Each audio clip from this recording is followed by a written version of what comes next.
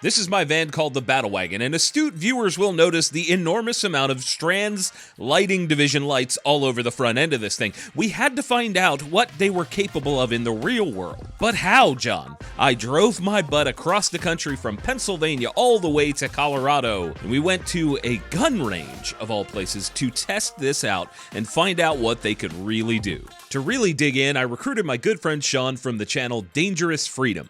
Sean and I were going to try and use this little light meter that I bought on Amazon to try and get light output ratings at various distances.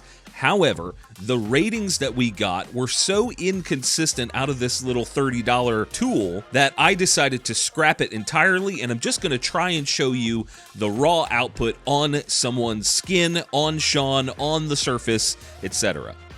Okay, John, I'm at 1,000 yards. Go ahead and run through the cycle. I am recording. Ditch lights, outer main, inner main, roof.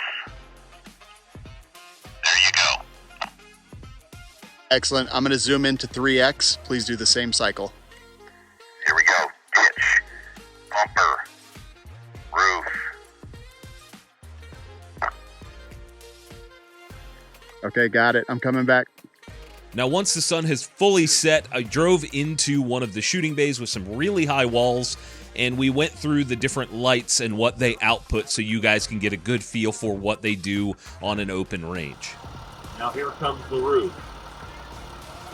That's yellows, the white floods, the white spot.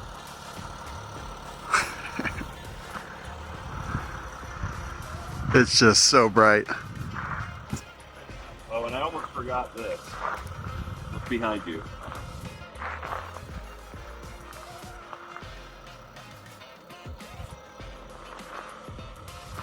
I mean, you could train like this.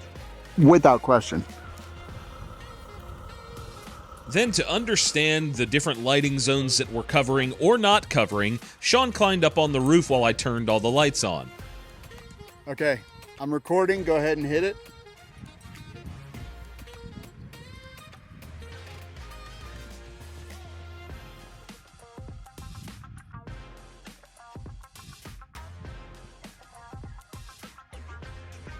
I also thought it was important in the exact same location to look at the performance of each individual set of lights. Got it. Got it. Got it.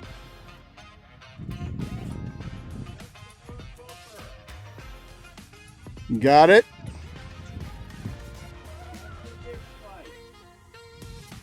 Got it. Now I need to show you what it looks like when we're driving from inside the cab area. Now keep in mind the window does have some tint on it, but we're going to kill this internal light and show you exactly what we're seeing. Here we go. Put her into drive. What you're seeing right now is the fogs and the regular low beams. There's not much going on. Okay, there's the high beams. You can see a little bit further out. How's that look, Sean? Looks good. Okay. So I'll cut it back to the low beams. Here comes the ditch lights. If you want to pan around, you can see that a little bit. That's pretty cool. Here come the front bumper lights. That dinging is Sean's seatbelt. We are on private property, no big deal. Okay, there's the front bumper. You can see an absolute boatload with that. Now, here comes the roof rack. There is the yellows, there is the white floods, and there is the spot. This is the full front lighting array. It is lighting up like a freaking spaceship, guys. Once again, to give you some frame of reference, we got some power poles on the left side of the road here, so that may help you get some idea of just how much light is kicking out here. I mean, we can see these are easily a couple hundred yards apart, and we can see down with the naked eye probably another 2, maybe 3 if we're lucky. They're kind of staggered down there, but that is some serious output. This will be a good reference here. We've got a vehicle on the right-hand side of the road.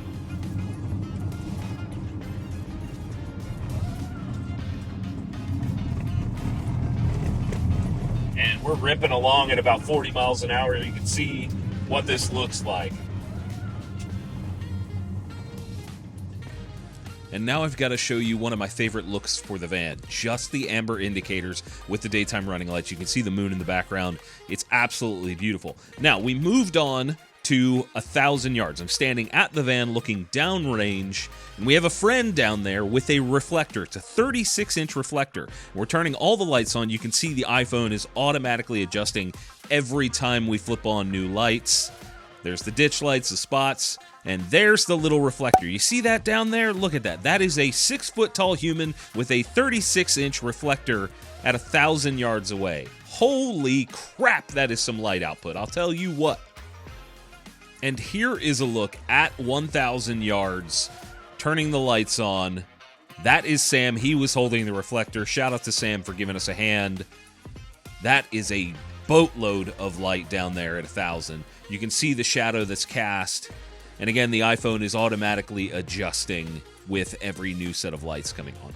Now, one thing I did notice here is that we have some holes and some gaps that sort of need to be adjusted. The lights need to be moved around and aimed a little bit better, but we are learning some stuff and we are seeing some incredible power output. The next step was to break out the drone and try and get an understanding of the output pattern from way, way above the van. Keep in mind the drone shots are a little bit darker than what the naked eye would see. That is the low beams and the fog lights from very high above the van. Then, of course, we have the front bumper. Those 4 lights get turned on, followed by the ditch lights, and then the rear and the roof rack at the same time. You can see we've got some channels that are sort of missing there as we kind of get tighter to the van, and you guys can really see just how bright this actually is. And from way, way above the van, you can see those 2 areas that are not necessarily getting the best coverage. I'm not a lighting expert, but we may try to adjust and aim and try to fill those in. I'm not even sure if that's even possible with the current setup, though. I also wanted you guys to see everything from outside the van as we sort of move along on this dirt road in the middle of effing nowhere. You can see how the light falls onto not just the road surface itself, but also out to the sides, so we can see potential obstacles, incoming animals, incoming people, vehicles, whatever it may be. There you have it. So we've learned a lot about the light output, the way it throws light, the pattern, the raw power, but as you're about to see, we learned one more thing on this trip. If you just noticed that, you're a smart person. The center 2 spotlights on the roof rack just shut off on their own. Turns out they are tripping the 30 amp breaker in the S-Pod because they're drawing too much power. That is something we need to address in the future, but so far so good. If you guys have any questions, leave them in the comments. Be sure to check the link. Go over to strandsamerica.com. There is a link down below. It helps the channel, and I would really appreciate it. In the meantime, guys, get subscribed because we are going to do even more with this van very soon.